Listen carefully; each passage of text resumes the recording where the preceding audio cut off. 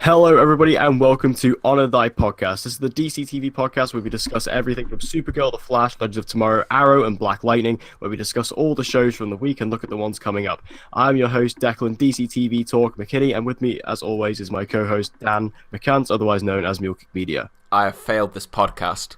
He has. This is something you're on Twitter last night. I was very angry at this man last night, extremely angry. We were meant to do this on Saturday, then that didn't happen. We were meant to do it on Sunday, and he was like, yeah, I'll be ready for 7:30. We were like, I had this whole thing. I told him the day before, I said 7:30, be there or be square. And he was 2 hours late. It was then 9 o'clock, and I was like, nah, I'm not doing it. It's too late. I can't be doing with this. And I had a right go at him. Correction, it was actually 9 o'clock. That's what I just said. Nah. So, yeah, I had a massive go at him. He could tell I was very annoyed at him. How do you feel? How do you feel for letting down our very loyal audience of 22 viewers? Nothing to say. I have nothing to say That's your response. Other than I have failed this podcast, but I will atone for my sins. Never I have heard truer words. So let's jump right into the news. Not much, as always. Not much, apart from yesterday. Yeah, Conveniently enough, when we didn't record, so... Yeah, well, your fault. So we have some potential This man's throwing spoilers shade. Yeah, I'm going to be throwing shade in every sort of area of this podcast that I possibly can, so prepare yourselves. Nah.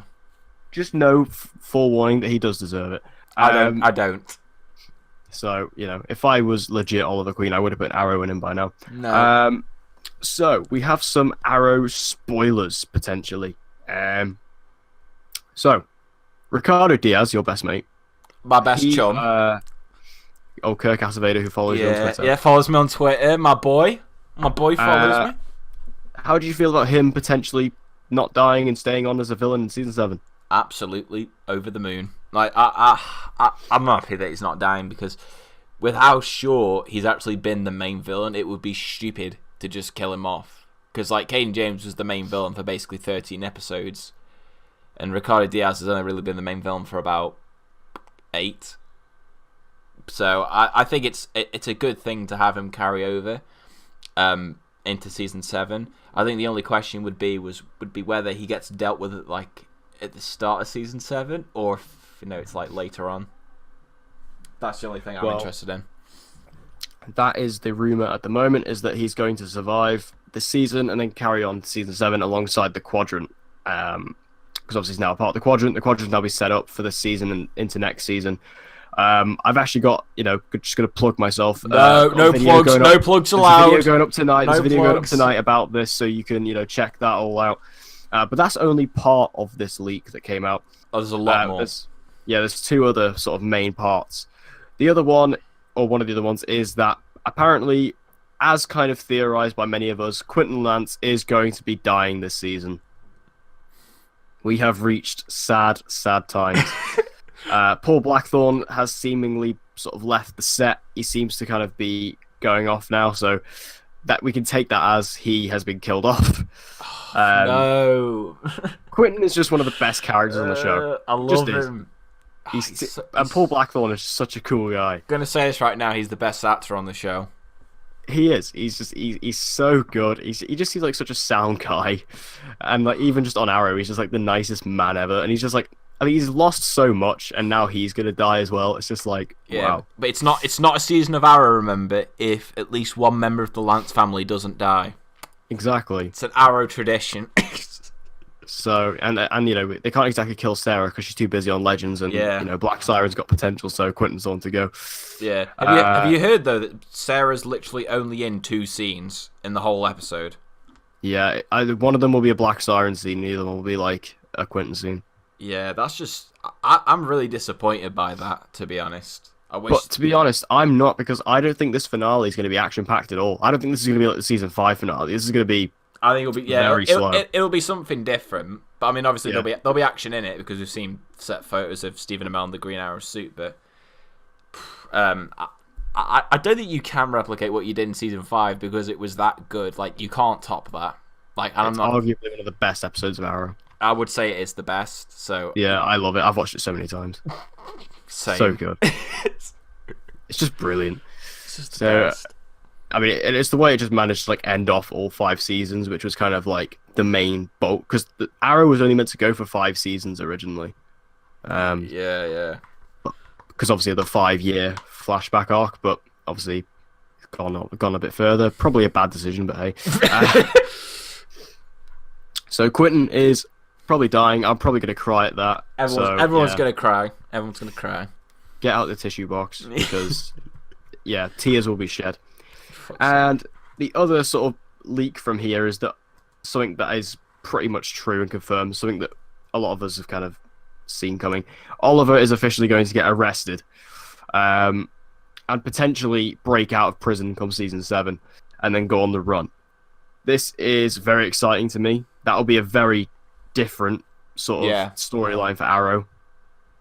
And what's interesting here is that Stephen Amell has said that he's going to be fulfilling a promise he made back last season, but didn't actually come to fruition. And we assume that is that Oliver Queen is going to be getting the classic goatee in season 7. Because obviously he can't look like Oliver Queen if he's a known criminal and on the run. So he has to have a bit of facial hair going on. Yeah. And it seems like that's what will be happening. Yeah. The only thing is, won't he just look really goofy, though, with that massively long goatee? I mean, obviously it depends on how long he grows it, but, like, it might look a bit ridiculous. Cause, I think Stephen could pull it off. Well, if there's any man who can do it, it's him. It's him. Mr. Amell. I think, I mean, he could pretty much pull anything off, to be honest. Yeah. The thing I'm wondering then, if they're gonna have him locked up, I think what they're gonna do is, like you said, I think this finale is probably gonna be quite slow paced, and then I think the season 7 premiere is gonna be them breaking him out, and it'll kind of act as like maybe what you're expecting in the finale, like a really big action scene, you know, them breaking him out. That's what I think it will be. I think they'll probably go for like a big epic premiere. Yeah, plus like, we know based on season 5, Oliver's not exactly object to breaking people out of prison as he broke Diggle out. Oh no. So it seems pretty likely, and maybe this is how Roy comes into it. Yeah. Maybe it's Roy who does it. That'd be pretty awesome. If he does it in the Arrow suit, I know you'll fanboy to shit. Yeah, I will. That'd be great. So who knows? I think it's a very exciting thing, and like I said, I think going into this finale and then going into season 7, it's very exciting because it seems to be a very different sort of season than what we've been used to, which that's what we need at this point in Arrow. I think now it's getting into its 7th season, a bit of refreshment, a bit of something different and new to keep it going, because it is kind of on its last legs. So yeah, give us something fresh and interesting, and I think this will definitely do it. So we also have another bit of news, just a tiny thing, that Cress Williams, who is of course Jefferson Pierce on Black Lightning, he said that season 2 is going to focus on Jennifer more, which I mean, you can kind of assume that, given that her powers kind of manifested in the last couple episodes of season 1, and she didn't really get that much screen time in season 1 in comparison to like Anissa. Yeah. So yeah, but I'm happy about that. Her powers are a lot more similar to Jefferson's than Anissa's are. Yeah.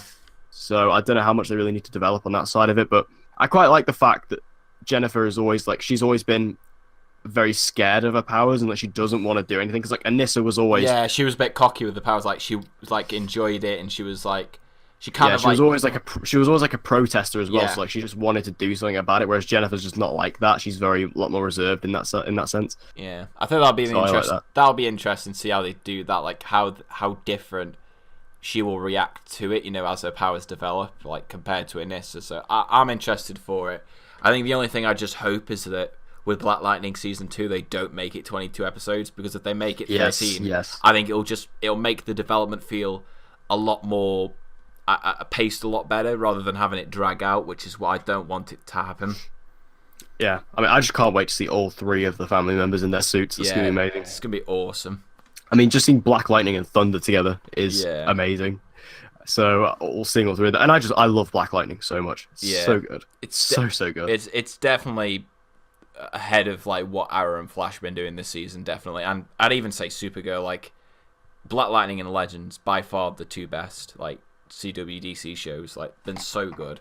Like, and it is proof as well. You don't need 22 episodes. You don't need them. You could just shorten them down to 13. I mean, I know it's not going to happen, but I would rather all of them just be 13. Like, just because Black Lightning's shown that you can do it. Like, what's the point in dragging it out? Yeah, I mean, I think that 22 episodes. It's just far too long. It's just all the other DC TV shows prove this.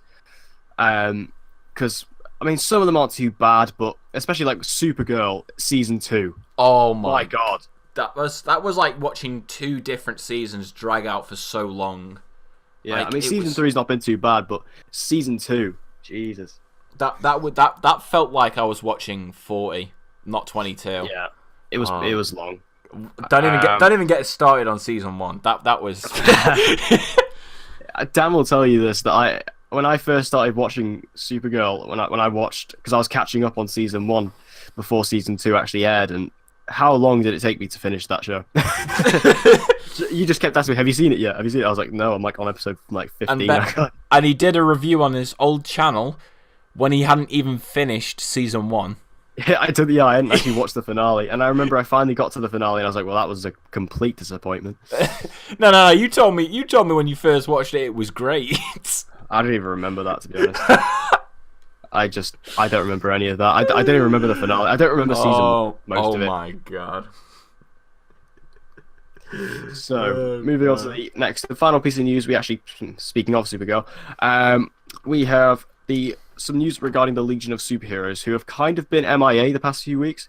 Well, past few episodes, I should say, more like past couple of months, if you're actually looking at realistic time. So, the Legion are going to be in the finale, which I guess that's kind of expected, given their relevance in the season. But here's also, I'm pretty sure this has been confirmed, but don't call me on that. That they will then leave the show after that, but Mon-El will remain on. Which, again, not really a surprise, given Mon-El. He's a pretty big character. And then if the Legion are going to go away, that means Imra's going to go away. So Caramel is officially back. Fuck's sake. So, Ben, if you're listening, I guess you get your dream. It seemed unlikely, but it's actually happening. It's coming back. Oh my God. Yeah, I mean... Look, Ben, I've got respect for you, but Caramel. No. Nope, I don't want this. Like, they always have to force this on us. Like the only benefit I will give this season of Supergirl, at least they haven't played up the love triangle aspect as much as I thought they would. That is the only benefit I will give to it. No, it's more like they're trying to just resolve previous issues with it. Yeah. I mean, I'm quite sad the Legion's going. I really like them. I think, especially like Brainiac 5. He's really Where the heck's he been these past 2 episodes? Where the fuck's he been? He's in this week's episode. Thank God for that. There's actually some interesting information regarding that, which I'll get onto in a sec. Ooh. Well, actually, I guess we can get onto it now. So, that was the news, and little that there was of it. So now we'll move into our review of In Search of Lost Time, which was the episode of Supergirl last week. Overall thoughts? I thought it was actually quite good. I'd say it was probably one of the better episodes of this season. I think undoubtedly, this was a better episode than last week's. Like, in terms of... Like, I think this should have been the episode they came back on, for me, because it was a lot bigger. It kind of felt like, in a way, similar to last episode, in the way that they tried to deal with these more, I'd say, like, personal, like, subject matters. Obviously, it carries on with... what's his name? John's dad's name. I always forget his name. Marin. How it carried on with the storyline they set up in the prior episode about, him suffering from the, Martian version of dementia and Alzheimer's, and how it develops in this episode. That was really well done for me. And, like, the scenes between Marin and John were amazing. Like that, obviously the scene where he talks him out of, taking over everyone in the DEO.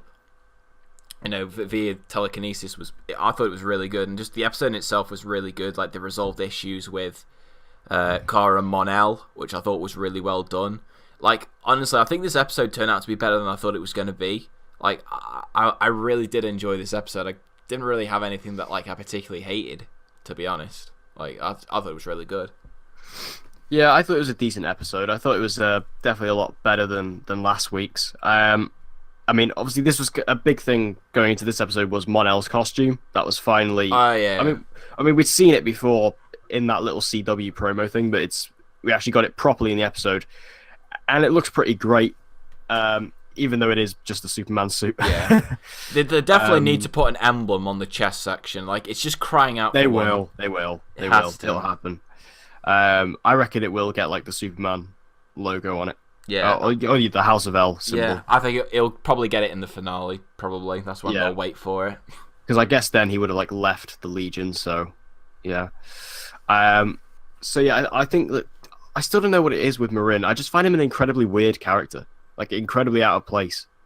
Yeah, I think he's good, and I like his storyline, but I just find it every time he pops up, I'm always like, oh yeah, he's still here. And it's like the writers are a bit. I do get the feel like at the times the writers just don't know what to do with him. Like sometimes they'll give him really comedic stuff, and then other times it's like fucking dementia. Yeah, because he started off as being like this dead comedic character because he's got like a fish out of water and stuff. But it's like like the coffee and the brown water and all that. Like it was an ice cream and so it was quite like a funny character. But now he's now dealing with this mental illness. It's quite interesting to go down that route, but I mean, okay. Another big thing going in with this episode was that Lena has now got Rain basically held captive, but not necessarily, as she is trying to figure out what's going on with Sam and Rain. I actually really like this part. This was actually probably my favorite thing in the episode. Yeah. There were some really good scenes here. I mean, obviously, Lena, besides her accent completely being all over the shop, as per, we do see. I mean, this is, I'm just used to it at this point. I know. It's almost like it's so natural. Like I think at some point we're gonna have to like do a special like meter count on how many times her accent breaks per episode. Yeah. And it's like I really like the actress who plays Lena, but I don't know what it is about her accent. She just can't nail it. No. But she's basically trying to figure out, what's going on with Sam and Rain and how it's happening. And one thing I really liked is obviously Sam's there and she's kind of freaking out that she's kind of being kept prisoner, and Lena's just trying to prove to her that no, you need to see it for yourself, because she doesn't believe that she's Rain, because she doesn't remember any of it. Yeah. She blacks out. And I really like the scene where they're just having that argument, and then obviously because she's trying, when Lena just comes out and she's just being dead objective to Rain, she's trying to get her to break. Yeah. And she's actually recording it on the CCTV so she could see it when she woke up.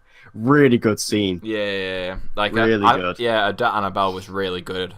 Like in that scene, like it's really good. And then like when she calls Ruby and's like basically tells her that you can't stay with me because she like realizes that she can kill her. Yeah. Like definitely really good. Like just really good in terms of like developing Sam as a character. Yeah. And I mean, I think Rain is one of my favorite things about this season. Maybe even my favorite thing about the season. I think she's a really good villain, and this whole kind of split personality thing is really interesting. Yeah. The fact that she blacks out and she doesn't actually remember. She's the villain, but she doesn't know she's the villain. I think that's really interesting. And Lena, who I think's always been a very strong character, kind of having these two kind of team up is really cool, and having them in scenes together is great. Yeah.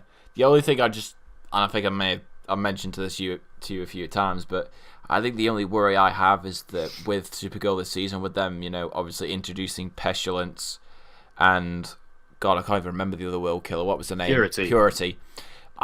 The only worry I have is that because they're going to try and develop those two maybe alongside her, I feel like they won't give Rain as much development, which I would be sad about, because like the build up to this season was all about her as the main villain, and like stuff like this makes me really interested in the villains.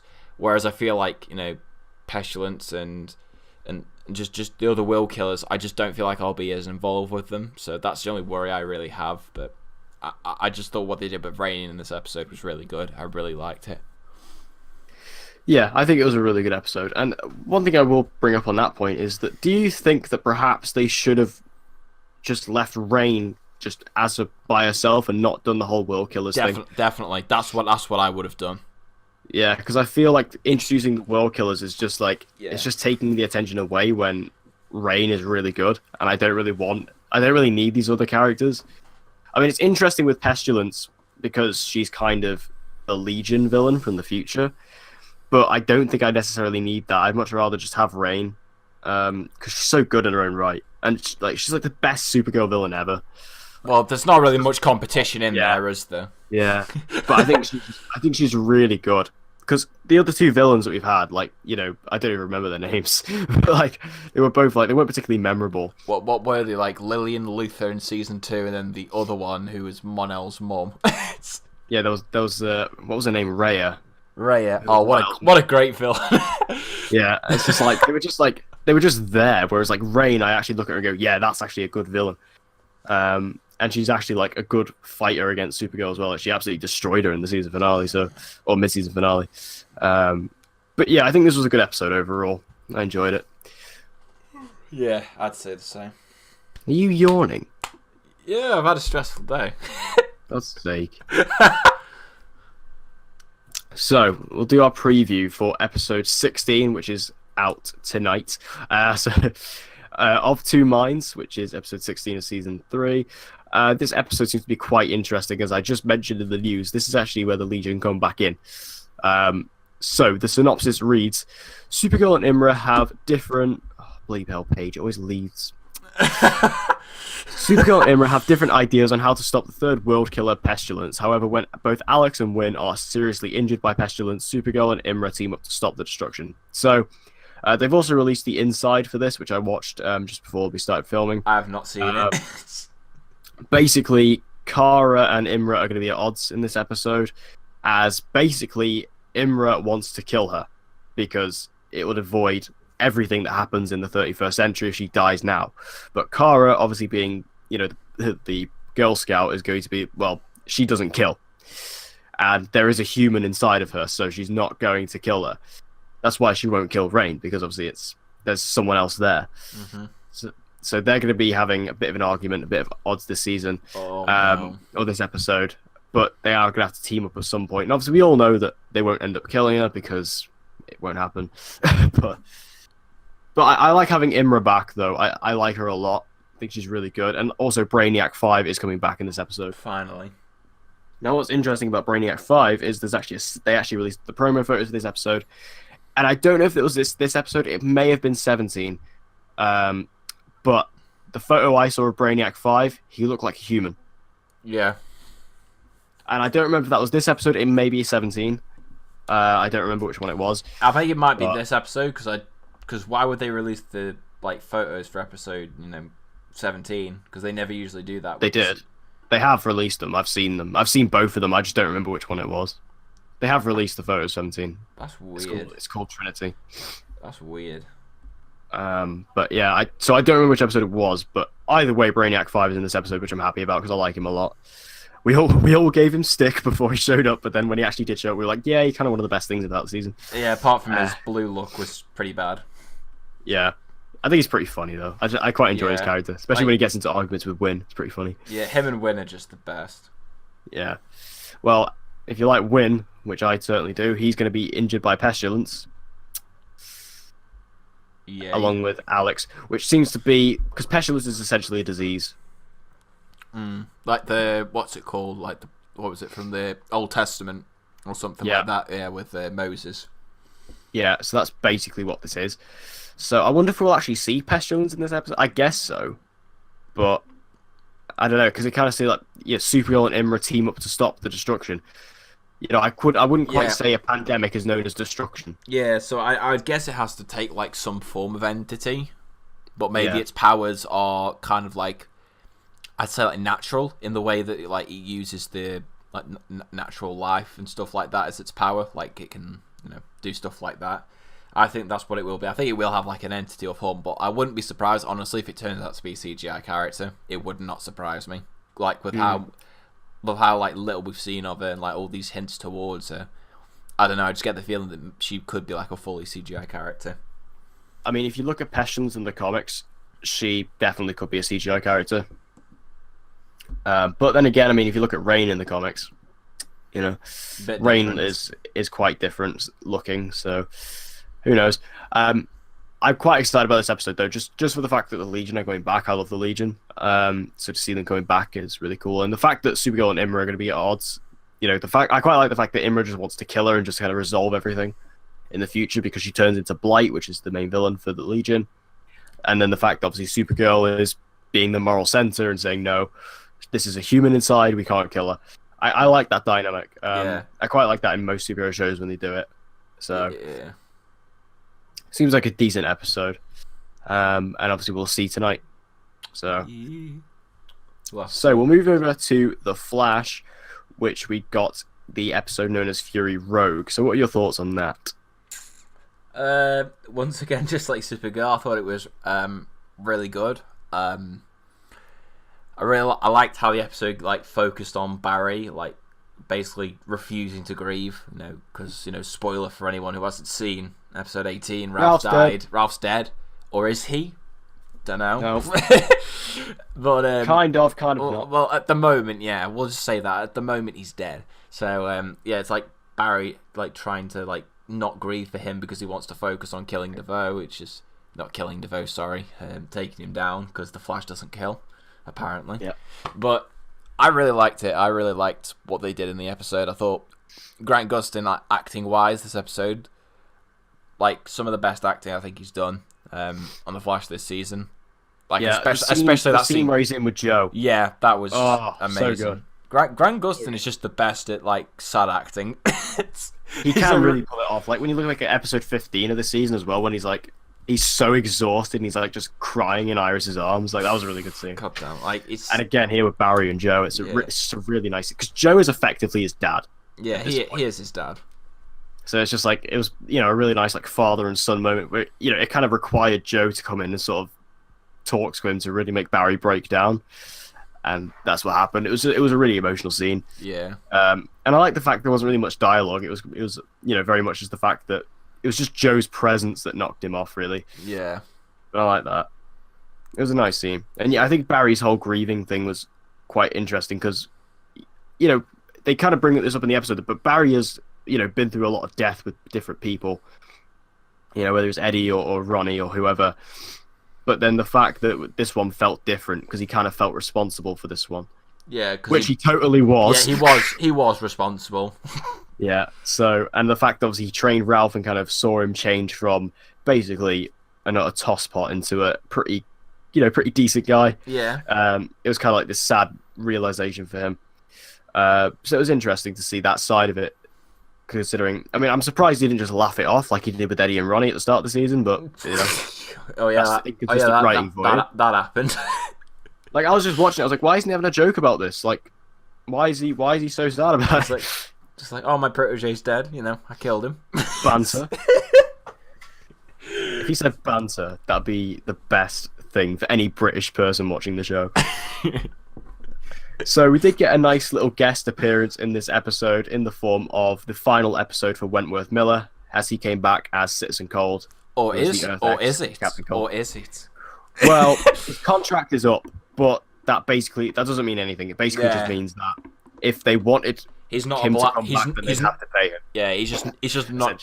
He's not obliged like you have to appear on any episodes. Yeah, like it's optional, but yeah, he'll come back. Yeah, he's got to. I mean, with how they ended it, like it was quite open ended, so I think he will come back. Like I hope he does. I like Citizen Cold a lot. I think he's really cool. I actually, in some ways, prefer him to Captain Cold. I think he's really interesting. I just really like how they use obviously some of the character traits that obviously Captain Cold had, but how they flip it to more of a hero character. I just really enjoy it, and like Wentworth Miller, he's so good. Like every time like he's been as Captain Cold, obviously the crossover on Legends and this episode of The Flash, he's just having so much damn fun. He does such a good job. Like I love him. He's really good. Yeah, I always loved him when we first saw him on Crisis on Earth X, and because I love the Freedom Fighters. I love the idea of the Freedom Fighters. The fact that he is one, and then you have like the Ray and Win kind of leading that. I loved all that. And obviously we actually find out he's actually engaged to the Ray now. So that's really cool. So why can't we go to Earth X for a wedding? Unless I guess the Nazis might invade it, but maybe still.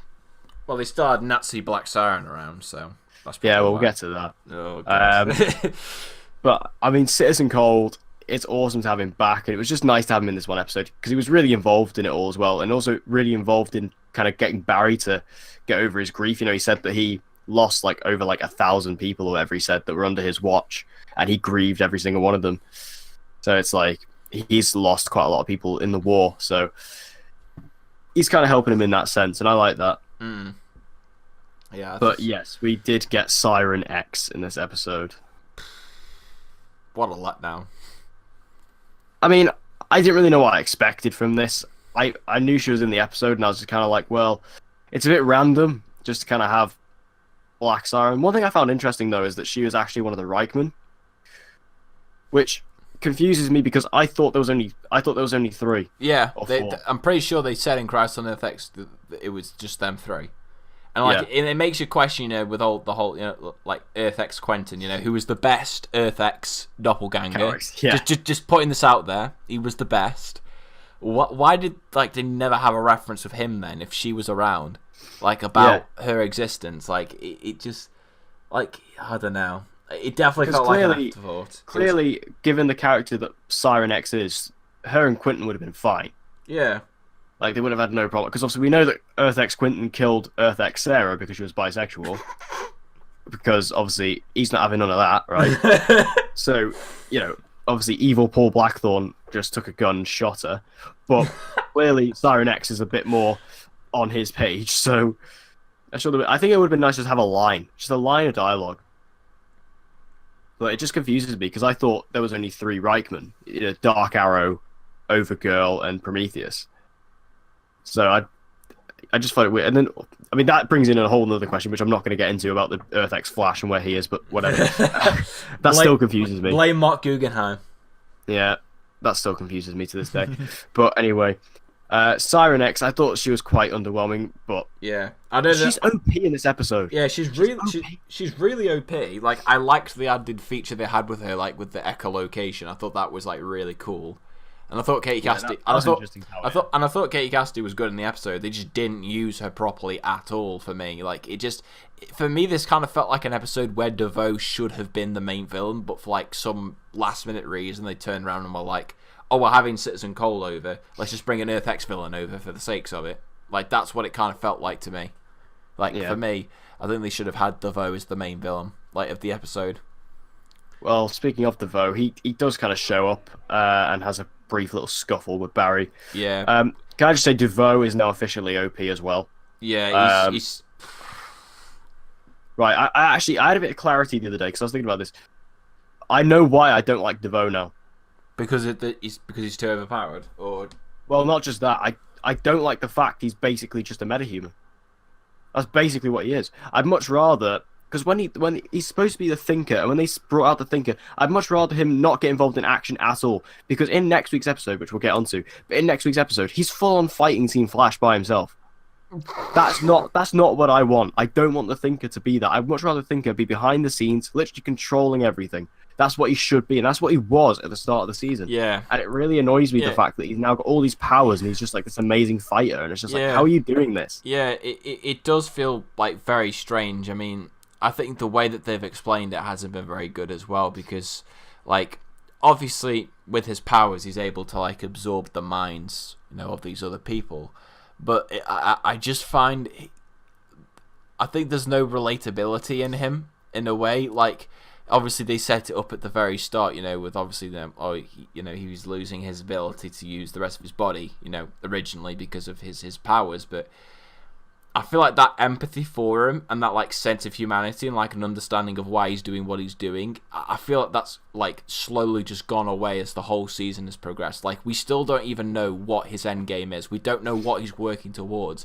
So how can we care about him? Yeah, and it's a shame because you get Neil Sandilands back, who was by far the best actor who has played the Thinker. He's by far the best. No one comes close to him. But you and then you mishandle him this much. It's so frustrating because this was a villain who I was really looking forward to, and now they're just it feels like they don't know what to do with him. Yeah, it was a nice little sense of clarity for me the other day. I was trying to figure out. I don't really feel like I like DeVoe anymore, and I was trying to figure out why, and that's why he's turned into a typical villain. Which it's like a typical villain of the week, except he's got all these powers in one body, so it's just the same person you've seen every week. Also, does he have Killer Frost powers now? They've never established that either. Because it seems like he does, but then they've never really outright said it, and it doesn't quite look the same, so I don't know. I don't know. So, anyway, Marlies DeVoe seems to definitely be betraying him now. definitely. What a surprise! Yeah, I mean, I'm quite happy about it. To be honest, Marlize DeVoe maybe my favorite character this season. Yeah, I'd say she's more interesting than DeVoe at the moment. Yeah, I mean, just her arc and the way she's going through, the way she's actually turning against him now is really interesting. And we kind of see that where she's just kind of like distracting him last week from like keeping an eye on Team Flash, which I thought was kind of like a subtle way of doing it. Yeah, and obviously next week's episode is called "Therefore She Is," which definitely hints at the fact that she could be definitely. I think it's got to happen, or if not, if that doesn't happen, like I would not honestly be surprised if DeVoe just straight up kills her. Yeah, do you think Marlize might die this season? I think she could, to be honest, because DeVoe's enough of a psychopath that I wouldn't rule it out. Yeah. Like, I don't know. I mean, I'd like her to stay on, because I think she is a good character, but I just personally can't see how, with how they're building up DeVoe to, like, slowly losing his humanity. I feel like that would be a good way to show it rather than tell it, like, by having him, obviously, kill his wife. Yeah. I mean, I really hope that Marlize does just go against it, and I want to see like where she goes, like once she does make that decision, where she'll go from there. But yeah, I think this is just kind of leading her down to death, unfortunately. But the thing is, I think what's interesting about Marlize is I think she just wants to turn him back to the guy that she married. Yeah. Not necessarily like she doesn't want to kill him. She doesn't want to like leave him for good. She wants her husband back, essentially. Yeah, it's just the fact that she's lost. Yeah, but he's pretty much gone anyway. Yeah, so he's pretty much dead. Screwed. So yeah, I think this episode was pretty good overall. Yeah, I quite enjoyed it, and any episode with Wentworth Miller is always good. So yeah, that was good for me. So moving on to episode 20, is it? Yeah, episode 20 of this season, which is called "Therefore She Is." The synopsis reads: Team Flash team up with Gypsy to try and thwart the Thinker's plan. Meanwhile, Cisco and Gypsy have a heart-to-heart about their relationship. So, just a couple of things. We have a couple of guest stars in this episode, one of which, as you saw in the synopsis, was Gypsy. Gypsy's coming back, which is always good. I love Gypsy. Yeah, I like Gypsy. She's really cool. Just having like this, female version of Cisco is really cool. And, she's actually got something to go over because it says they have a heart-to-heart about their relationship, which potentially could mean they're breaking up, maybe. Which I don't want to see because I think they're actually the best relationship in the Arrowverse. Yeah. Well, they're the best. They're the best because you're not bombarded with it every week. They don't focus on it. Yeah. No. It's just like a natural relationship. But also, I want to see where they go with this because obviously at the end of episode, was it 17? Obviously Breacher offered Cisco his position. And I want to see maybe if they discuss that. Yeah, I think that's what I think. Maybe it could relate to that. I think it could relate to what Preacher said to him, like the offer that he gave him. I think that could relate to it definitely. Yeah, I mean, for the good of the character of Cisco, I mean, he probably should just to get out of there. But obviously, we can't have Cisco leave the show because if Cisco leaves, then the Flash isn't the Flash anymore. So we can't lose Cisco. So I imagine he's gonna have to turn it down. Perhaps that could lead to some of the developments with Gypsy, but anyway, I'm happy to see her back though. She's great. Yeah, she's actually been fighting against DeVoe as well in the promo, so that's cool. Yeah. Can I just point out as well? I'm sure other people have know this as well. Like for the promotional image that they use for it, why is Barry wearing his old costume? This is out of question, but have you seen the poster for the episode, for episode 20? Yeah. He's wearing the old costume. I'd never even noticed that. And it makes me think, did they save this for last season as a rejected poster, and then this season comes around, they're just like, oh, we've got no money, we'll just use this poster instead. I'm trying to get up on the Flash Twitter account now. Yeah, because it's the season 3 suit, because there's no orange or yellow lightning stripes on it. There's nothing. It's the exact same poster. Suit.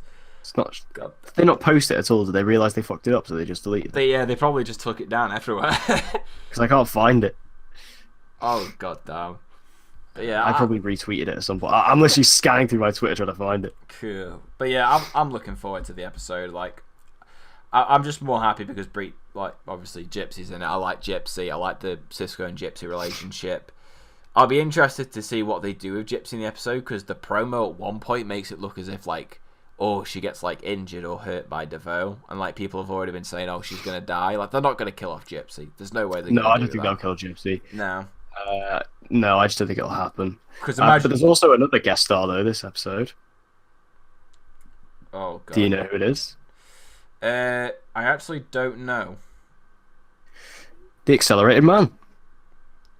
Oh yeah, that's why. It's because I'm The looking. Accelerated Man is in this episode. It's because I'm looking on IMDb and it doesn't list the actor who plays him. That's why. His name is Sean Pogue. This is why you need to get on the Arrowverse wiki. The Accelerated Man. Yeah, he is in this episode. Obviously, I think he'll be in one scene. Although he is listed as a guest star, which I don't know. Maybe he could be in more than that.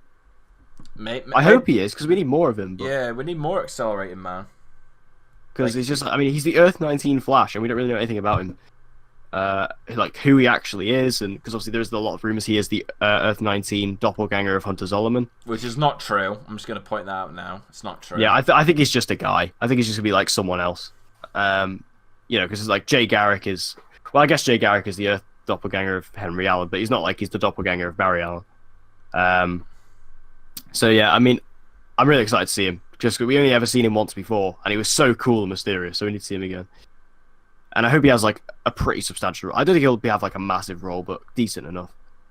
Yeah, he's got to have a big, like a good role at least. Like at least have him say more than like the 2 lines that he had in Attack on Gorilla City, where it was just "thank you" and then just zooms off. Yeah. And I just had a look at that poster. Yeah, that is his old suit. That's weird. That's just lazy. Lazy on their part. God damn. So, should we move over to our favourite, Arrow? Oh yeah. So, shifting allegiances. Overall thoughts. Awesome episode.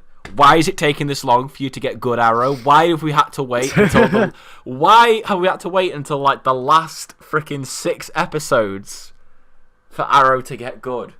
Like the season's about to finish in 3 weeks' time. And now you decide to get good. Oh, for fuck's sake! But no, but talk about the episode. The episode was really good. Like after the last episode, which I really liked because of the development it gave to Richard Dragon. Like I really liked that episode. I just liked how in this one they kind of expanded a little bit more on the female member of the Quadrant. You know, making her kind of like I would say one of the major villains of the episode.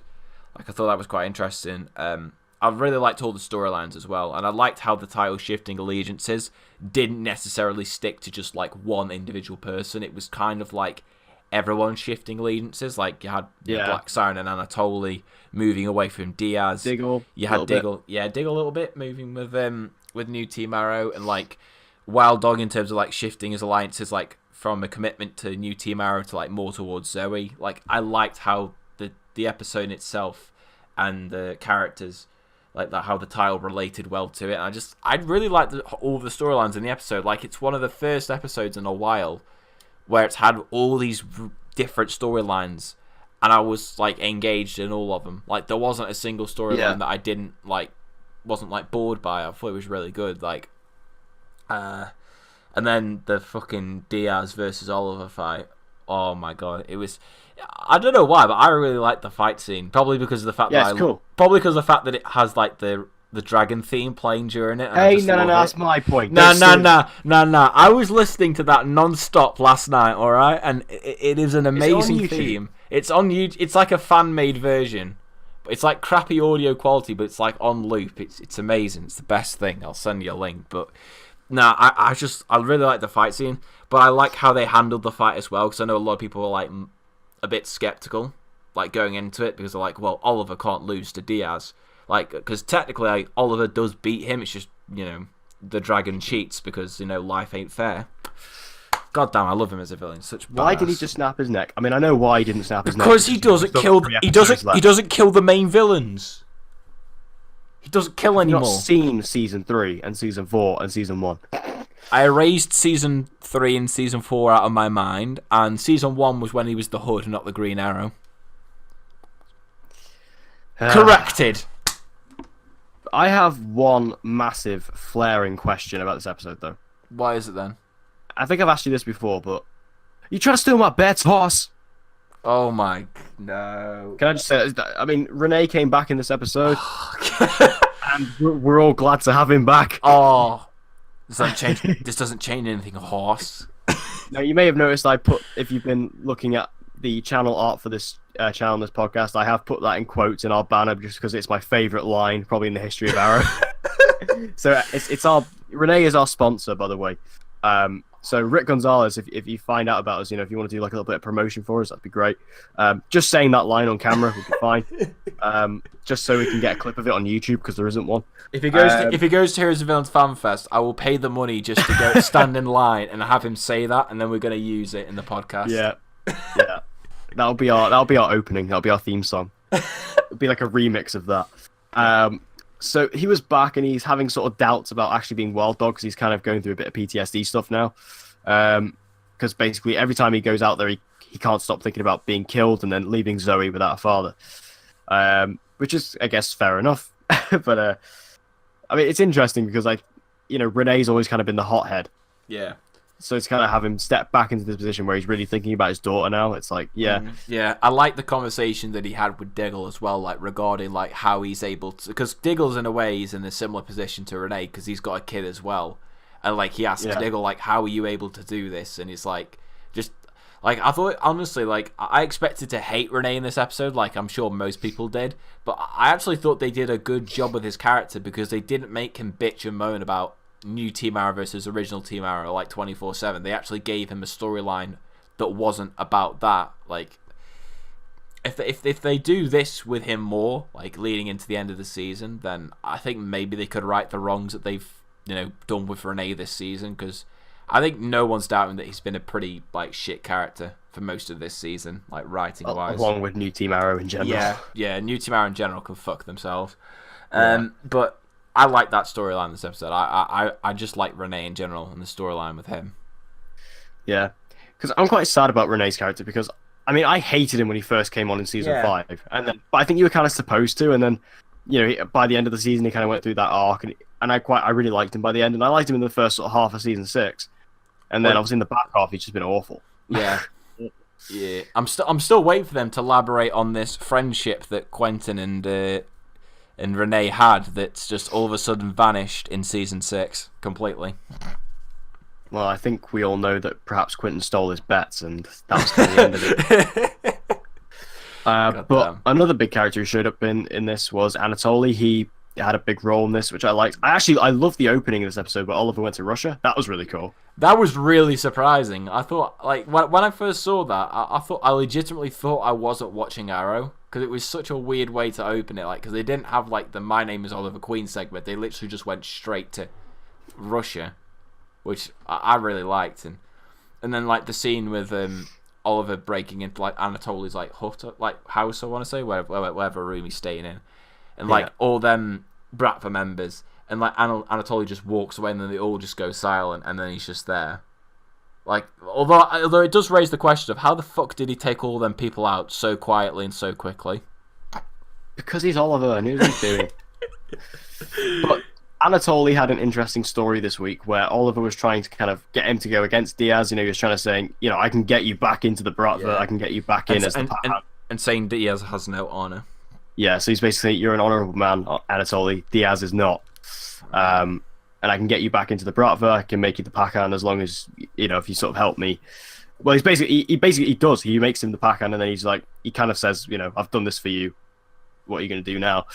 And he kind of goes through this back and forth thing for a little bit, and you do see he actually ends up helping him a little bit. And I think this is again leading to Anatoly's death. Yeah, he's got to die. Like I think it's the most likely thing that's going to happen. And that's another sad death. That'll be Anatoly. Yeah, because I like Anatoly. I like David Nicol as well. He's really good. Oh, he's great. He's such a good guy.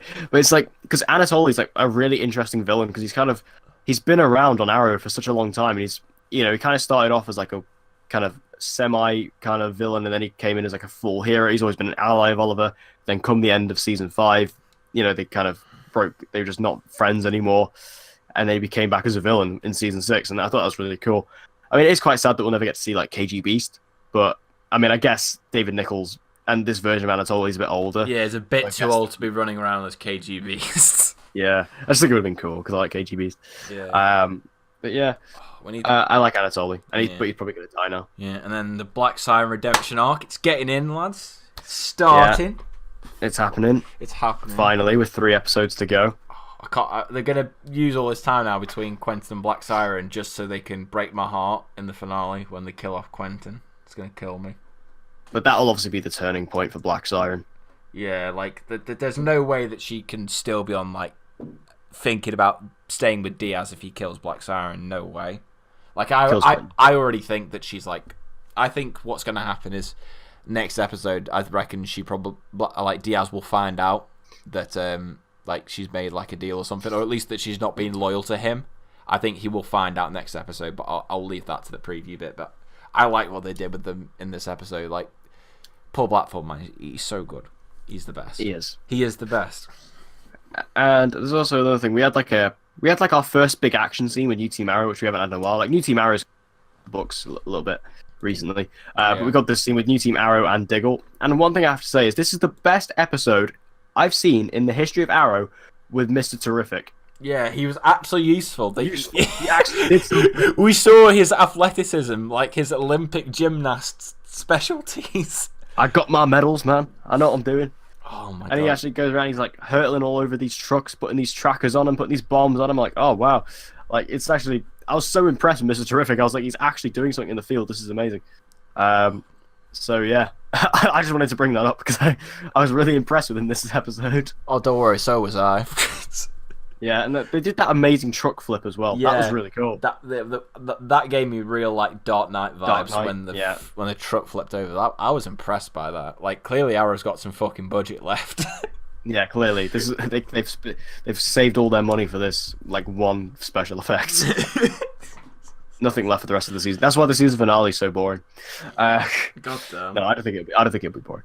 But at the very end of the episode, we do see Diaz kind of finally make a big move on Oliver, where he gets him arrested and moves the trial up to. Well, he's not officially arrested, but he's kind of put into custody, and he moves the trial forward, and that's what we're getting into next week. So I guess that leads straight into episode 21 of the season. Has this season gone really quick? I think the last few episodes, because they've been so good, have gone by really quickly. That's what I will say. Because the first half of the season went really slow for me, and then it's like now it's started to get good. It's actually gone really quick. That's what I think. Yeah. So episode 21, which is entitled Docket Number 11, 1941-73, is basically a reference to Green Arrow's first appearance in DC Comics. How that's going to have any relevance in the episode, I don't know. It won't. I guarantee. I really want to see if they kind of shoehorn that in some way. But anyway, the synopsis is: the pressure mounts for Oliver, who begins to wonder if he'll lose everything in his battle to save Star City. A familiar face returns. So Oliver is going to be on trial this episode, and it's basically the trial of the Green Arrow, essentially. But I think obviously the main thing to mention is that Colin Donnell is in this episode as Tommy Merlin, who is actually just Christopher Chance posing as Tommy Merlin. Well, I mean, it is. I don't know because I mean, yes, I think it is. I made a video on this. I think it is because it makes too much sense because Christopher Chance is in this episode, and you know why would they have both of these characters in the same episode? It doesn't make any sense if they weren't going to do that. But I mean, actually, one thing that's good to know is I've got the guest star listed. There's loads of guest stars in this episode, but Christopher Chance is not listed. Yeah, but I know. But also, there is also the theory that because Earth 2 Laurel, the Black Siren, is, you know, she appears to be Oliver's lawyer in this, or at least involved with his case in some way, that perhaps she gets Earth 2 Tommy involved. Also, one thing I was thinking is, in the promo photos for this episode, you see the SCPD actually arrest Tommy Merlin. Yeah. And I just think, why would Christopher Chance set himself up for this? What?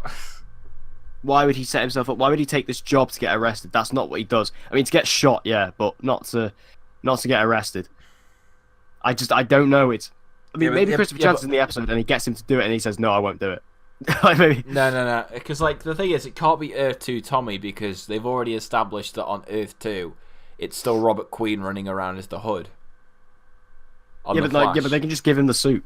Nah, I don't think it will be. They ain't gonna bring like more alternate Earth stuff to Arrow because, I mean, it tries to be grounded. If they do more Earth 2 stuff, it'll just I think it'll just go over people's heads. To be honest, like out of all the shows, Arrow's always like the more realistic one. So I don't really understand why they would bring more Earth 2 stuff into it. Like, yeah, I mean, like I said, I think it will be the human target. I think it will be, just because it makes too much sense. But I don't know. There's just some other things pecking at my head that maybe think maybe not. But I guess that makes it more exciting when it actually happens. And then there's quite a few other guest stars, which I don't actually know who those other three are. So I'm going to assume that they're the Quadrant members, because there's three of them. So yeah, and then also Racer, way, follows me on Twitter, way. Same, yay. I love her. She's great. But I think this episode's going to be a bit more slow than the rest because it basically is a trial episode. It's just going to be Oliver on trial. And like I said, the most interesting thing about this episode is that Tommy is in it to some extent. Yeah, but I also think maybe I think the episode will probably be a lot more entertaining than I think we'll probably think it will be, just because it's a courtroom, stuff like that. Because I think from what they hinted in the trailer, they might play up this if Black Siren will out Oliver as the Green Arrow, because I think what's happening is how you mentioned something about the Black Siren being a lawyer, being a lawyer in the case. From what it indicates in the trailer, I would suggest more along the lines of it actually being that she will probably be Diaz will use her as a witness. It looks more like that when I rewatched the trailer. Yeah, I guess so. Yeah, when she obviously you've got the I don't even know what position you call it, but you got the woman coming over asked to her saying who's the Green Arrow. They wouldn't really ask her that if she was a lawyer. So it just it leads me to believe that she's probably going to be a witness. That's actually brought something up because she is actually called up to the stand, because in the promo photos and that scene where that attorney says to her who's the Green Arrow, she's at the stand there. And also, based on the promo photos, I forgot to mention this, all of New Team Arrow, or at least Dinah and Renee, are also at that stand at a point. Damn. So, stuff's going down. Also, New Team Arrow is in this episode suited up after, because there's a lot of promo photos in this episode, there's a lot. And there's a scene with all of New Team Arrow and Diggle talking to this version of Tommy Merlin, who is no longer in handcuffs. So, I mean, maybe they take out these cops, maybe. Mate, and maybe that's why it's and he's holding a gun as well. He's holding a gun as well, isn't he? Yeah. So maybe they take, because obviously the cops are gonna be dirty anyway, so it doesn't matter. So because we do see Black Canary suited up, and we see Wild Dog and Mr. Terrific. So there is gonna be that. I'm actually quite interested to see them on the stand, though. I want to see what they say. Because obviously they have such a grudge against Oliver, but would they actually out him? I don't think they would. I don't think anyone's going to out him. Especially, I don't think Black Siren will. And I think, like I said earlier on, I think that's what's going to make Diaz realize that she's playing him. And then I think that will lead on. And then because Oliver won't get arrested, I think that's what will lead on to episode 22. Because we know in that one, based on the synopsis, that that Ricardo Diaz is coming after all Team Arrow's loved ones, so it would make sense that he would do that. If he loses the case and then realizes that Anatoly and Black Siren are basically just ditched him. So I feel like that's what's probably going to happen. With the whole Tommy Merlin thing, I still think it's Christopher Chance. I mean, it would be cool if it was Earth 2, but like I said, just with how Arrow tries to make itself more grounded and realistic, especially in these past two seasons, I just can't see why they would introduce more alternate Earth stuff. It just wouldn't make sense to me. Yeah, I mean, I hope it's Christopher Chance, because I like the Human Target. I think he's a really cool character. It's a cool concept to have this guy who can just basically beat anyone else to get him out of danger. I think that's quite interesting. So yeah, I'm really excited about this episode though, and it's great to have Colin Donnell back on the show. Yeah, always, he's always welcome. I love having him back. I really like him. Especially in that Crisis on Earth X crossover. He was only in it for 5 minutes, but he was so good. Yeah. It's just the fact he kind of fulfilled a fan's dream, because we all thought he was Prometheus originally. Yeah. So that was cool. So good. So that would be all. That is all the episodes wrapped up. Obviously, you can stay tuned for next week. We'll be going through all of this week's episodes that we've just sort of done previews for. Seems to be a decent week. So, yeah, seems to be positive. So, thank you guys for watching this episode of Honor Thy Podcast. It's the second episode. Sorry it's a bit late. Blame him, not me. And stop this hate. Just get over it, man. Get over it. I'm not getting Get over over it. it. I'm not. You stole my bets, horse. You should be like freaking Prometheus, not holding grudges. That's what you should be. Bloody not holding grudges. Yeah. Nah, you're just overreacting. Nah, it's just, leaving me there till 9 o'clock at night. Hey, Wasting my evening. I've been in work all day. I was busy with university stuff, alright? I was busy with university. Don't listen to what he says, he's lying. Busy with uni. So, thank you guys for watching and listening to this episode of Honor Thy Podcast, and make sure you stay tuned to the channel, subscribe if you like what you see, and we'll see you guys in the next episode. #Declan is wrong.